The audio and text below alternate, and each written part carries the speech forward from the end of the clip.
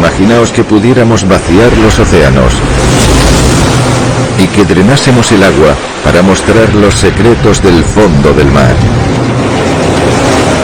Ahora podemos hacerlo, usando información precisa y tecnología extraordinaria, para volver a sacar a la luz un mundo perdido.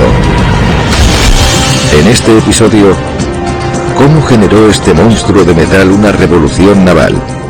Tuvo que ser aterrador. Imaginad el miedo que causaba. ¿Qué pueden revelar unos restos sobre la carrera por lograr armas super secretas? Aún hay secretos por descubrir. Esto era una leyenda. ¿Y qué terrorífica nueva arma destruyó uno de los buques de guerra más resistentes jamás construidos? Drenar los océanos 2. Misterios de la Guerra de Secesión.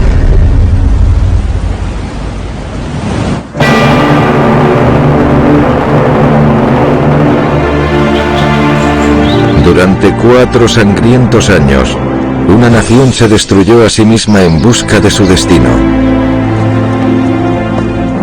Eran estadounidenses contra estadounidenses.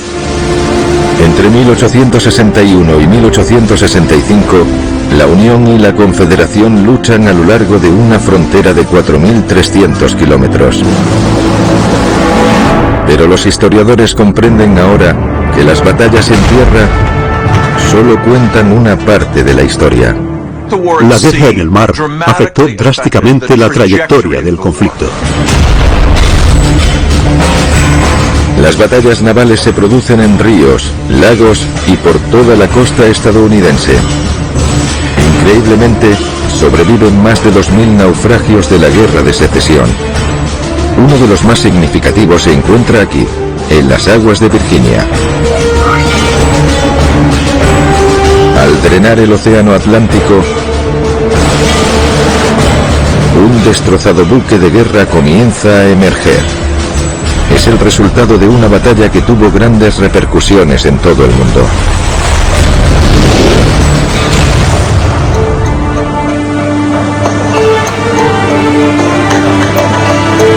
El arqueólogo marino James Delgado y la historiadora Anna Gibson Holloway están en Hampton Roads buscando un cuerpo. Estamos en el lugar justo. Es un escenario impresionante. Sí, esto era un campo de batalla. Están en un tramo de agua que en marzo de 1862 era el más peligroso de América. Hacia el oeste se encuentra la capital confederada, Richmond. Hacia el norte la capital de la Unión, Washington, D.C. Era un momento crítico y no fue ninguna sorpresa que este fuera el escenario del primer gran encuentro naval de la Guerra de Secesión. La mayor parte de Virginia es de los confederados, pero en la parte norte de Hampton Roads, un solitario fuerte de la Unión alberga un escuadrón de buques de guerra. Uno de ellos es el USS Cumberland. Elegante, rápido y armado hasta los dientes. Cuando entró en servicio 20 años antes, era el barco más potente de la Marina estadounidense. Pero durante la tarde del 8 de marzo, impactantes informes llegan a la base de la Unión. Varios testigos describen haber visto una extraña embarcación acercándose al Cumberland. A los pocos minutos, desaparece. ¿Qué lo ha hundido? ¿Y cómo?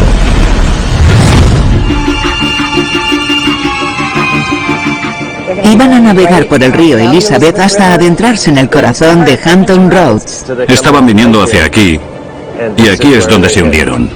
Menuda lucha. La investigación de James y Anna es parte de un estudio exhaustivo del paisaje submarino de la zona. Pero no es sencillo. Son aguas muy oscuras. Aquí el río desemboca en el mar, por lo que hay muchos sedimentos. No puedes ver ni tus manos.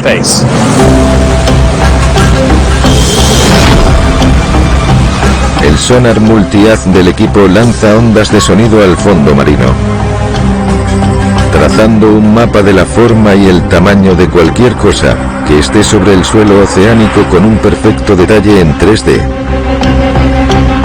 Con los datos del escaneo comienza a aparecer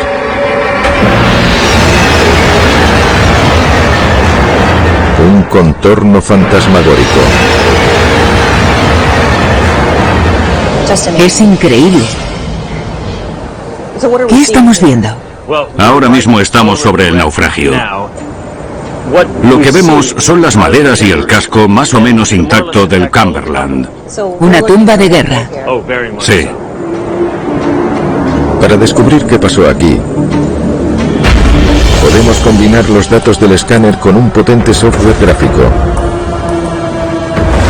y así dejar al descubierto una de las primeras víctimas navales de la Guerra de Secesión. Una increíble escena emerge. Unos herrajes corroídos y después los torcidos restos de un gran casco de madera. Aún se ve el contorno, la forma del Cumberland. Son maderas articuladas, los laterales del barco. Es impresionante imaginarse esa embarcación ahí, rodeada de lodo.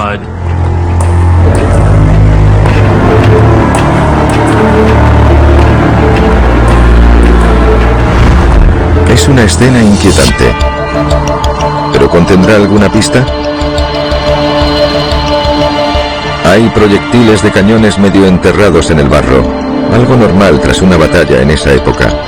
Pero esto es de todo menos normal. Hay restos esparcidos a lo largo de 100 metros.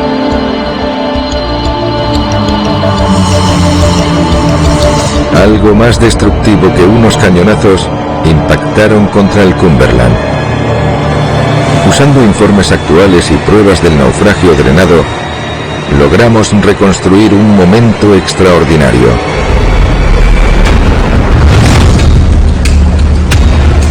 Cuando el Cumberland echa el ancla, un barco como ningún otro lo desafía.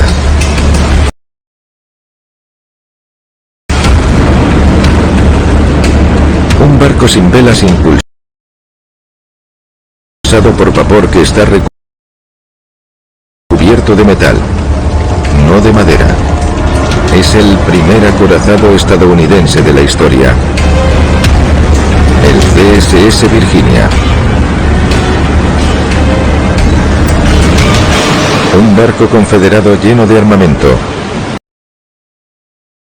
ya que cuenta con 6 cañones pesados y 4 grandes cañones estriados.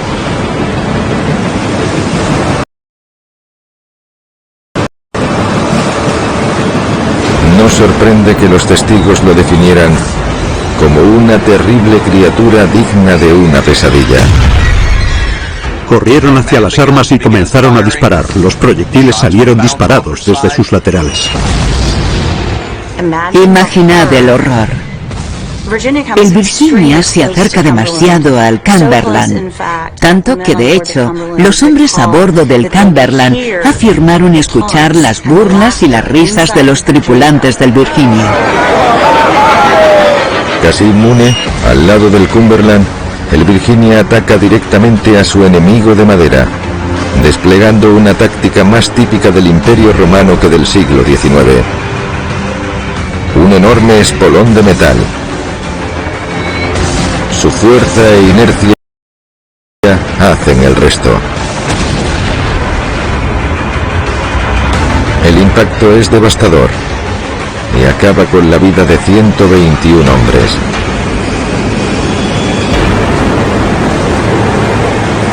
El Virginia se centra inmediatamente en otro buque de guerra de la Unión y lo destroza también.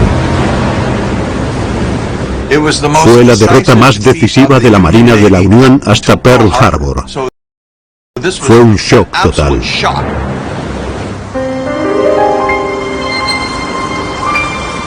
Lo que pasó aquí en ese momento es que ese tipo de barco se quedó obsoleto. El período de los cascos de madera se había terminado y comenzaba la era del hierro. confederados no son los únicos que están trabajando en un arma secreta. La Marina de la Unión también tiene una.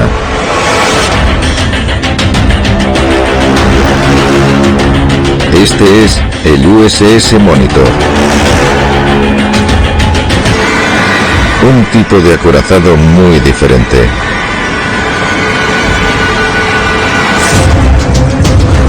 El día posterior al naufragio del Cumberland, los dos buques de metal se encontrarán en uno de los momentos clave de la Guerra de Secesión.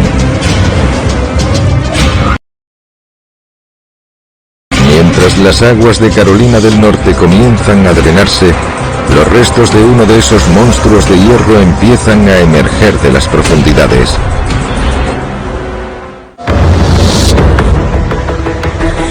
Cabo Hatteras.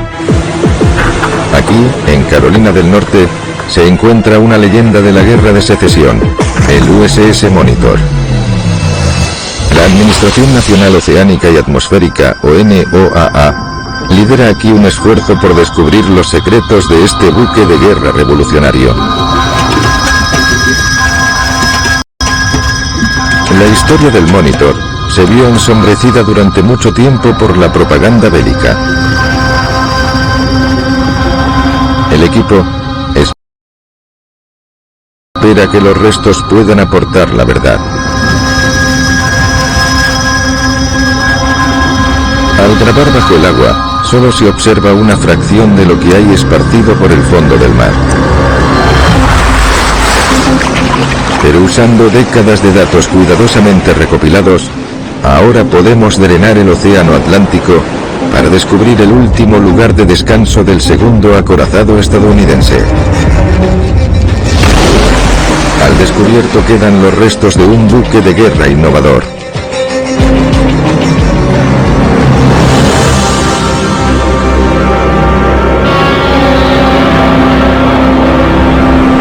Como un alien ahogado, el Monitor se encuentra boca abajo.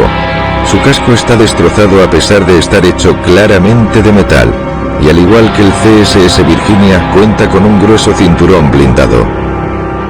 La forma distintiva del cinturón blindado de hierro sigue ahí. El final de la proa está claramente definido. Ahí está la tumba de uno de los buques de guerra más icónicos de la Guerra de Secesión.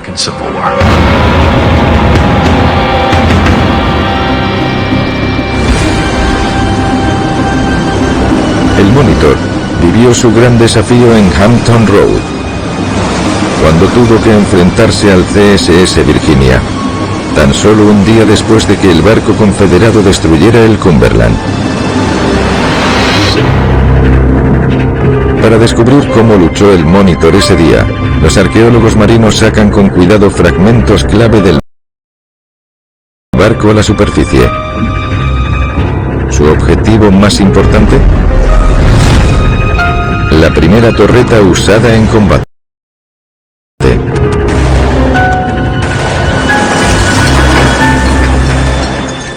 La recuperación de la torreta fue un hito impresionante, porque lo que se descubrió dentro era una cápsula del tiempo.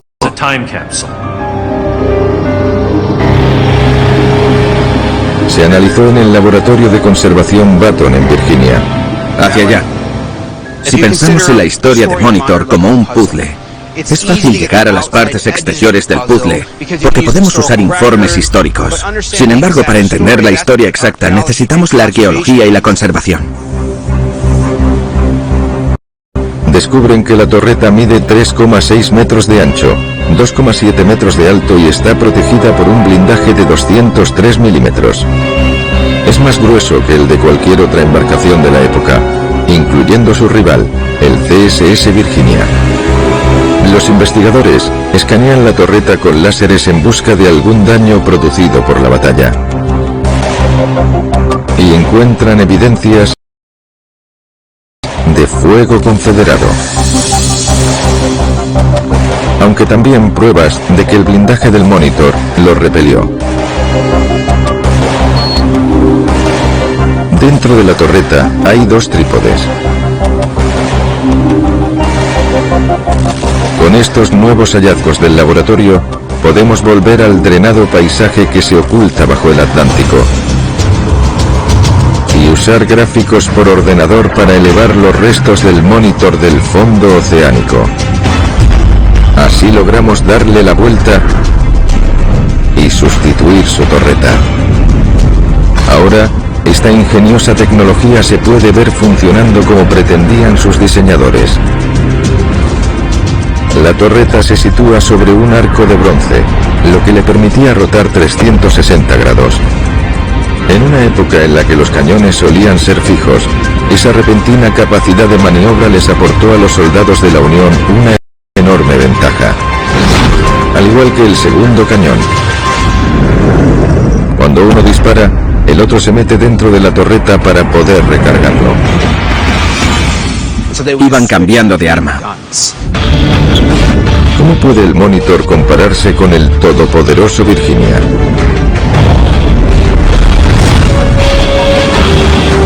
A primera vista, el favorito parece ser el barco confederado.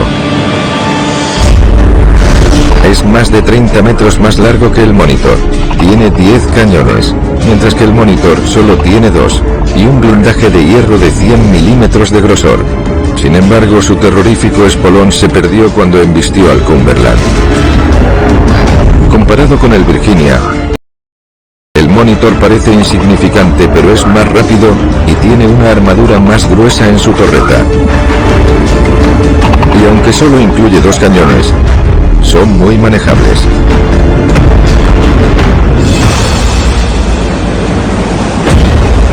El 9 de marzo de 1862, un día después del hundimiento del Cumberland.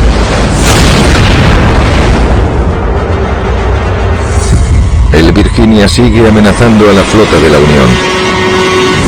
La misión del Monitor es plantarle cara.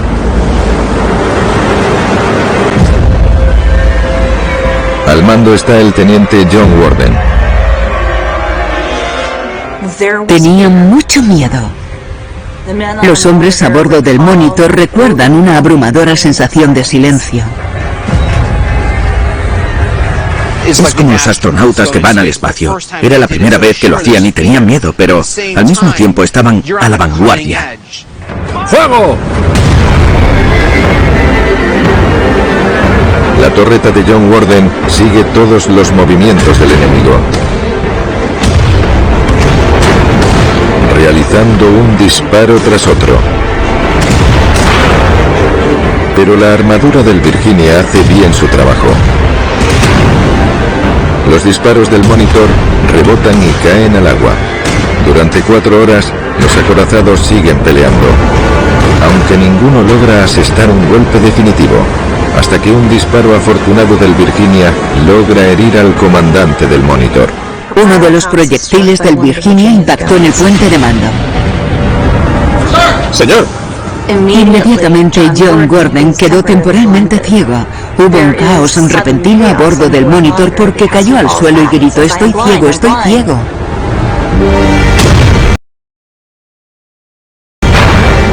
El Monitor se retira para realizar un informe de daños. Al volver, se encuentra el campo de batalla vacío. El Virginia, también dañado, ha vuelto a su base. Ninguno averiguó cómo acabar con la otra embarcación. Fue un empate técnico. Pero al frenar el rastro de muerte del Virginia, el Monitor se convierte en el buque de guerra más laureado en los estados del norte. Es el barco que había salvado a la Unión. Se convirtió en un icono, un símbolo del orgullo nacional. La batalla entre los dos monstruos de metal fascina al mundo, pero nunca vuelven a luchar entre sí. 2 meses después, las tropas de la Unión se acercan al puerto base del Virginia. Para evitar que caiga en manos de sus enemigos, es su propia tripulación la que lo hunde. El destino del Monitor es más trágico. 9 meses después de luchar contra el Virginia, se dirige a Cabo Hatteras en Carolina del Norte, remolcado por otro barco de la Unión. Es un tramo de agua notoriamente complicado, denominado el Cementerio del Atlántico. De repente, aparece una tormenta de la nada. El Monitor se dirige hacia la vorágine. Las olas causan graves daños en su estructura. El agua entra en el casco. El gran peso del blindaje del Monitor hace el resto. Es bastante irónico que la característica que iba a mantener a salvo a la tripulación del Monitor acabara siendo su perdición. La señal de socorro era una luz roja que apareció y desapareció. Apareció y desapareció durante un tiempo, hasta que al final apareció, pero ya no se la volvió a ver más. A pesar de los frenéticos intentos de rescate, el Monitor se hunde llevándose a 16 hombres con él. Casi un siglo y medio después, submarinistas de la Marina descubrieron los restos de 2 marineros dentro de la torreta. Fueron enterrados con todos los honores militares en el Cementerio Nacional de Arlington. Durante un corto periodo de tiempo, todo el país se mantuvo unido, mucho después de las pasiones de la guerra, para honrar a estos 2 hombres que habían resurgido de las profundidades del agua, de la torreta del Monitor. La épica batalla de los acorazados señala el camino hacia el futuro. La Marina de la Unión construye 64 nuevos barcos de clase Monitor durante los 2 años siguientes. Y la Confederación decide llevar la idea de los buques de guerra de metal un paso más allá, que resultará decisivo y letal. Mientras las aguas del puerto de Charleston comienzan a vaciarse, los destruidos restos de otro buque de guerra de la Unión perdido empiezan a aparecer. Es el resultado de una nueva y terrorífica arma confederada.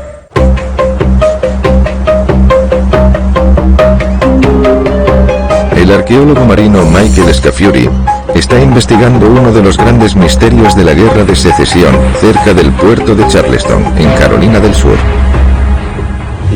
A la gente le fascinaba la historia y quería saber más. Para entender realmente qué pasó, hay que investigarlo desde el punto de vista arqueológico. Aún hay secretos por descubrir. En febrero de 1864, Charleston era un fuerte confederado.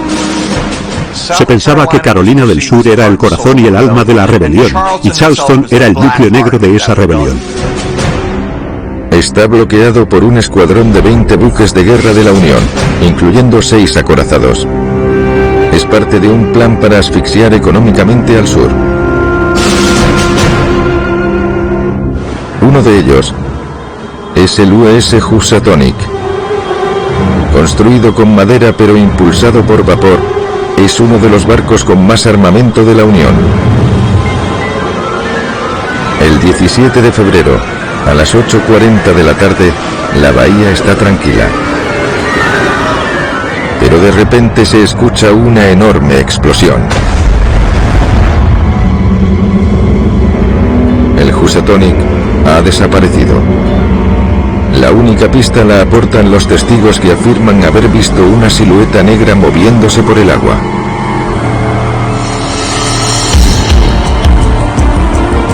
Michael Scafuri sabe dónde se encuentra el Housatonic, pero quiere descubrir qué le pasó.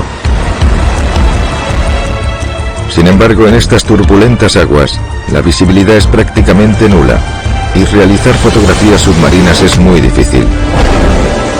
Por eso un potente sonar sondea el fondo del mar. Usando sus datos y los de otros estudios, es posible ver lo que ningún submarinista ha podido observar hasta la fecha y drenar el Atlántico para dejar al descubierto un naufragio icónico. Lo primero que emerge son 2 depósitos de agua de hierro. Después aparecen maderas destrozadas y medio hundidas en sedimentos. Sin embargo, al eliminar los sedimentos, logramos observar el fondo marino del año 1864. allí están. Son los restos del USS Housatonic. Fuera cual fuera su destino, es algo que el paso del tiempo ha erosionado. A pesar de quedar completamente al descubierto, apenas hay pistas.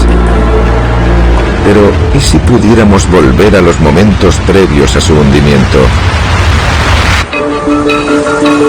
Al combinar los informes históricos de su rescate y los datos de este estudio, logramos reconstruir el Housatonic tal y como era exactamente. Un imponente buque de guerra en perfectas condiciones,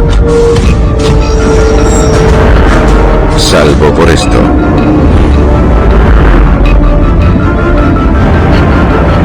Un agujero en el casco, muy por debajo de la línea de flotación. Aún estamos en la época de los proyectiles de cañón, que suelen destrozar mástiles y causar agujeros por encima de la línea de flotación. ¿Qué pudo causar esta herida mortal? Durante más de un siglo, los arqueólogos han rastreado la zona alrededor del naufragio.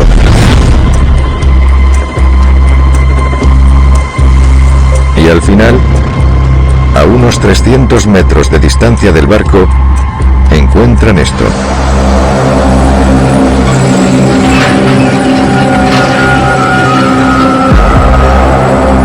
Un equipo recupera los restos y al sacarlos del agua se queda de piedra al darse cuenta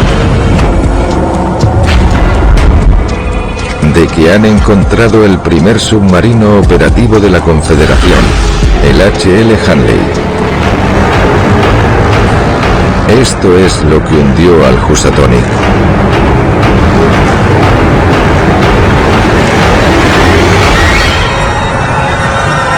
En el Centro de Conservación Warren Lodge, en Charleston, Michael Scafuri y su equipo analizan cada centímetro. Las técnicas que usamos para inspeccionar un lugar se parecen mucho a las empleadas a la hora de investigar la escena de un crimen. Hay que registrarlo todo y después intentar usar esas pruebas para descubrir qué pasó ahí.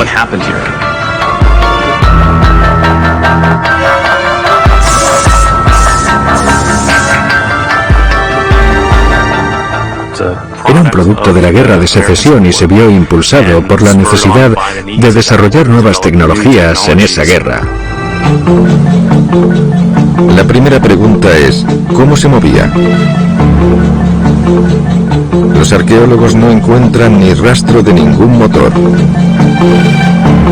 pero sí encuentran otra cosa.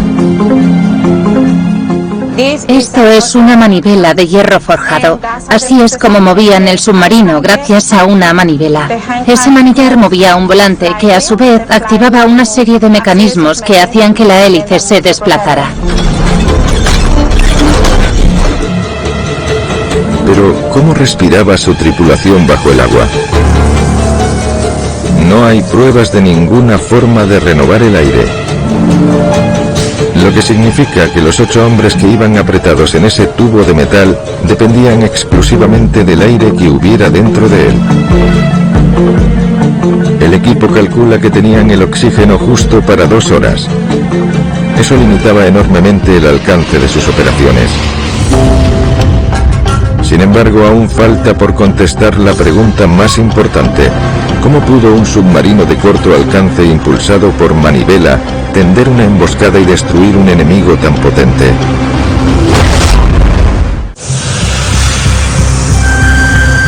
Es el innovador submarino de la Confederación, el H.L. Hanley. Por dentro no hay rastro de ningún sistema de armamento, pero por fuera la historia cambia. Tenemos pistas por todo el submarino que nos explican qué pasó. Esto es la percha. Estaba unida a la proa del submarino, a la parte más baja. La percha de 4,8 metros de largo supone un enigma. Michael Scafuri cree que no es un arma en sí misma, sino el mecanismo de lanzamiento de un arma que podría ser una bomba submarina. En la Guerra de Secesión les otorgaron a esas armas un nombre muy moderno: torpedo. En el siglo XXI pensamos en los torpedos como algo disparado desde un submarino, pero cuando se inventaron a principios del siglo XIX, los torpedos eran cargas explosivas submarinas. Si es así como atacaba el Hanley, necesitaría acercarse a muy poca distancia de su presa. ¿Cómo lo hacía exactamente? Durante años, los historiadores han creído que las rebeldes tripulaciones de submarinos fijaban la bomba físicamente con un punzón y después la detonaban estando ya a una distancia prudencial. Pero otras pruebas halladas en el lugar del naufragio sugieren que no fue eso lo que sucedió. Hay un casquillo de bronce que parece haber sido creado para mantener el explosivo en su lugar. El casquillo de bronce salió disparado por la fuerza de la explosión. Eso nos indica claramente que el torpedo estaba en un extremo de la percha cuando lo dispararon.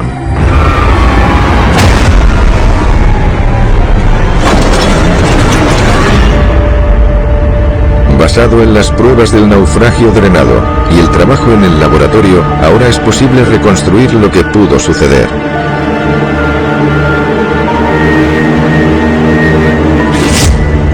Los confederados están desesperados por destruir el bloqueo naval de la Unión en Charleston. La Confederación, que sabía que era inferior en lo relacionado con las armas convencionales de la guerra, tenía que centrarse en dispositivos nuevos y creativos. Lo que intentaban era superar en astucia e innovación al enemigo.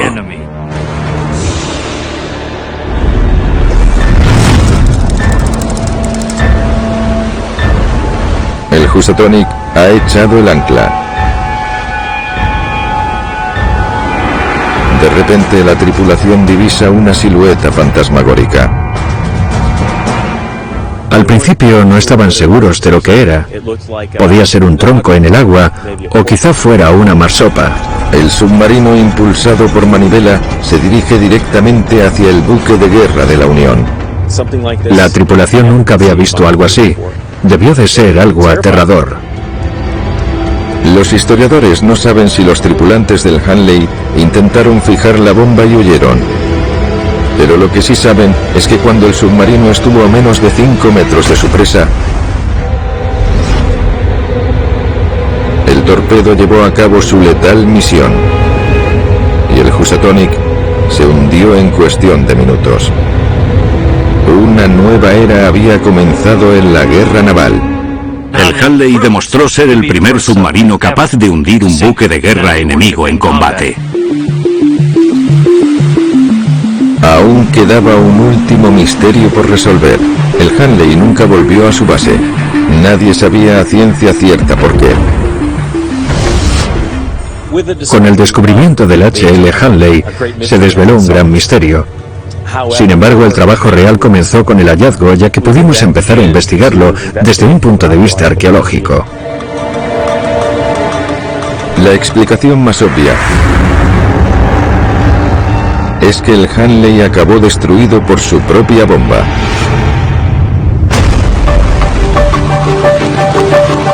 Ken Nashon es un ingeniero de la Marina estadounidense cuyo trabajo es realizar pruebas con explosivos submarinos.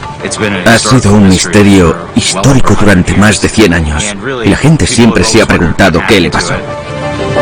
¿Cómo de grande fue la explosión y qué daños pudo causarle al Hanley? Hemos construido una réplica a escala real del torpedo Hanley. Lo hemos llenado de una pólvora negra similar a la empleada en la época y hemos activado la explosión.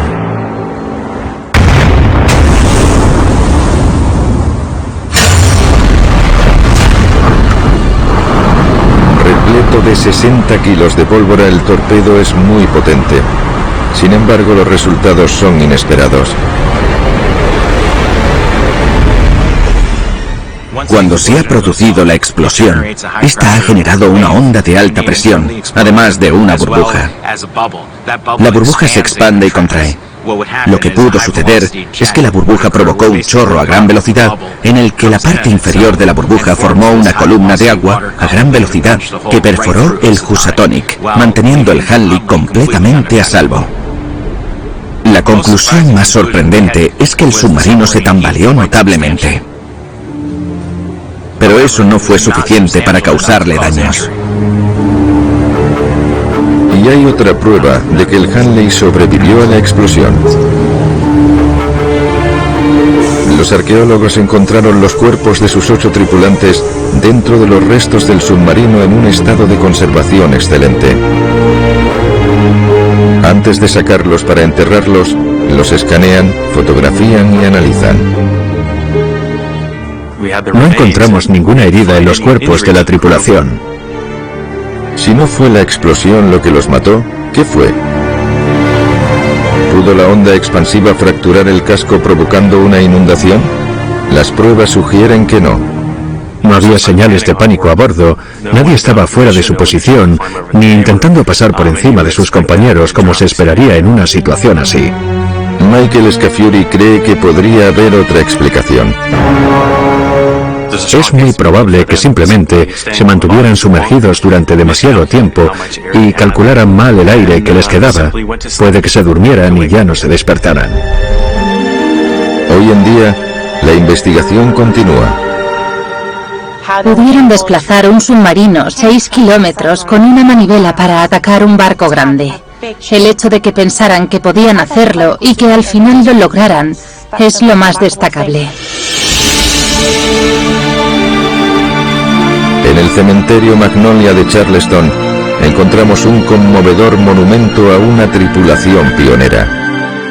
El destino de la tripulación del Hanley fue un misterio durante 136 años, por lo que fue apropiado al final, tras 136 años perdidos en el mar, que se le enterrara debidamente. Es un proyecto arqueológico, pero también es la historia de varias personas, concretamente de los 8 tripulantes del Hanley y 5 del Housatonic que perdieron sus vidas.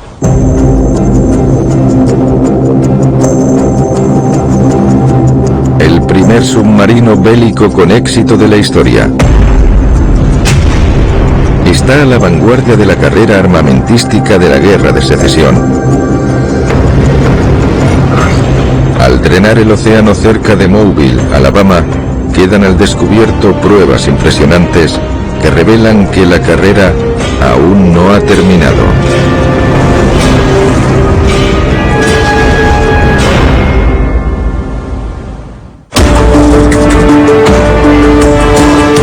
En 1864, 2 años después del desarrollo innovador empleado contra el Monitor, este es el aspecto de la guerra marítima. El USS Tecumseh, un acorazado mejor y más grande. Diseñado para que el fuego enemigo no pudiera penetrar en él, medía 15 metros más que el Monitor. Con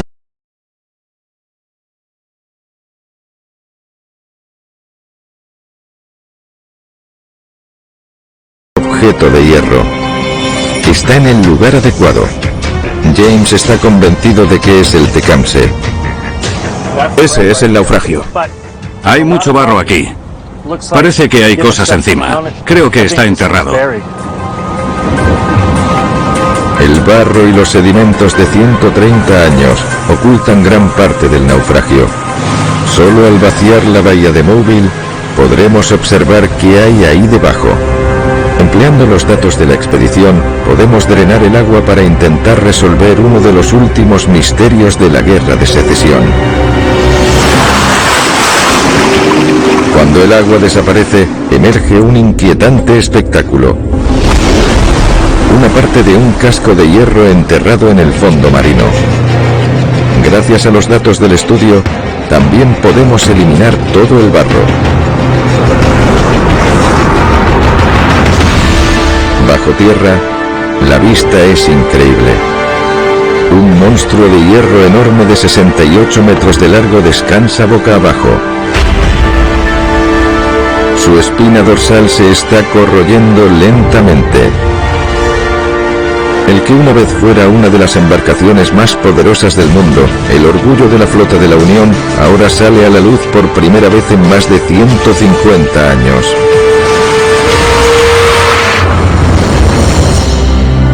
Un examen más a fondo revela una pista. bajo la línea de flotación, encontramos un gran agujero en el casco de 2,4 metros de largo y 1,5 metros de ancho. Además de más pruebas. Soldaduras de metal separadas y destrozadas por la fuerza de una explosión. ¿Podría haber sido víctima de otro submarino confederado?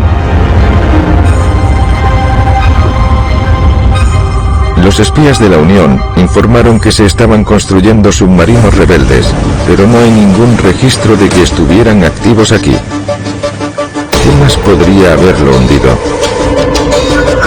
Esparcidas por la bahía, hay montañas de desechos de cientos de metros de largo, restos de barcos, ladrillos y pilas de madera.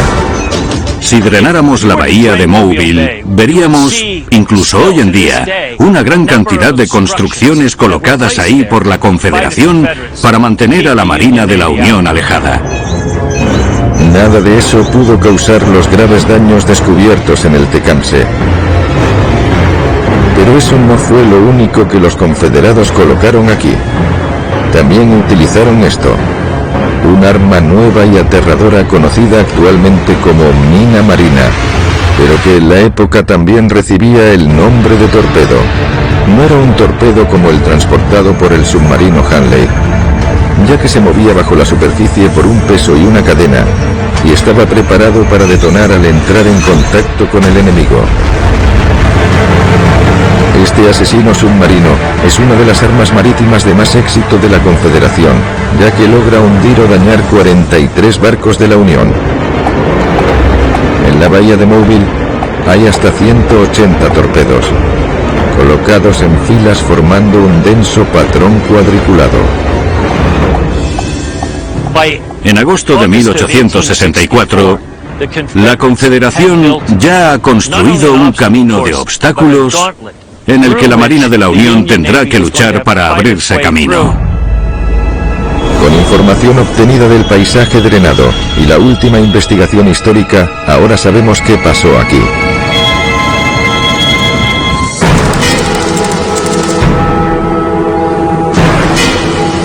Comandando la flota de la Unión está el almirante David Farragut en el USS Hartford, un barco a vela y vapor. Farragut sabe que se enfrenta a torpedos submarinos, pero no sabe dónde están. Envía primero a los acorazados, con cuidado y en línea recta. El primero de la fila es el Tecumseh.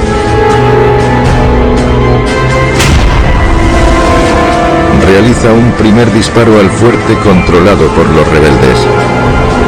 Después, cuando la flota entra en la bahía, se produjo una explosión titánica. La proa salió volando y luego cayó sobre el agua. El barco se hundió con la popa elevada en el aire. La hélice de bronce seguía girando. En un periodo de unos 30 segundos, el Tecumseh se inclinó y hundió.